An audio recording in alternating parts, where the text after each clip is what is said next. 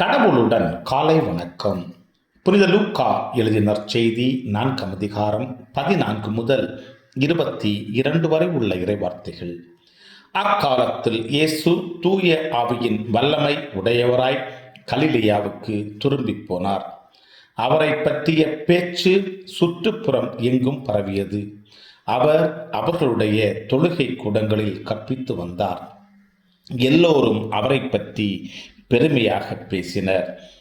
இயேசு தாம் வளர்ந்த ஊராகிய நாசரேத்துக்கு வந்தார். தமது வழக்கத்தின்படி ஓய்வு நாளில் தொழுகை கூடத்திற்கு சென்று வாசிக்க எழுந்தார்.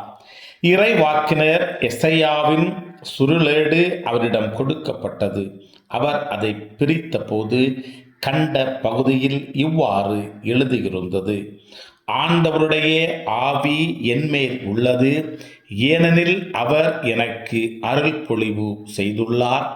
ஏழைகளுக்கு நற்செய்தியை அறிவிக்கவும், சிறைப்பட்டோர் விடுதலை அடைவர், பார்வையற்றோர் பார்வை பெறுவர் என முழக்கமிடவும், ஒடுக்கப்பட்டோரை விடுதலை செய்து அனுப்பவும், ஆண்டவர் அருள் தரும் ஆண்டினை முழக்கமிட்டு அறிவிக்கவும் அவர் என்னை அனுப்பியுள்ளார்.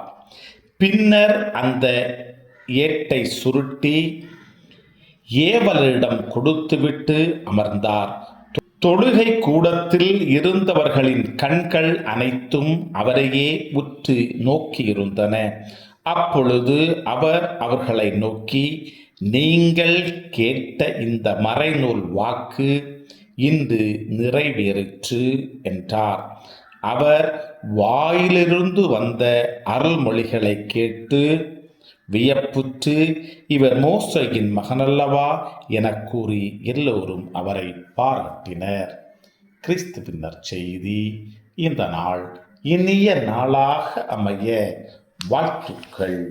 சல சல சல சல் சலாச்சல் சல் சலாச்சல், பல பல பல புதுமைகள் பெருமைகள் இனிமைகள் இறங்கிய நல்ல நாள், ஒரு நல்ல நாள், நம் தேவன் தந்த நாள். இது நல்ல நாள், ஒரு நல்ல நாள், நம்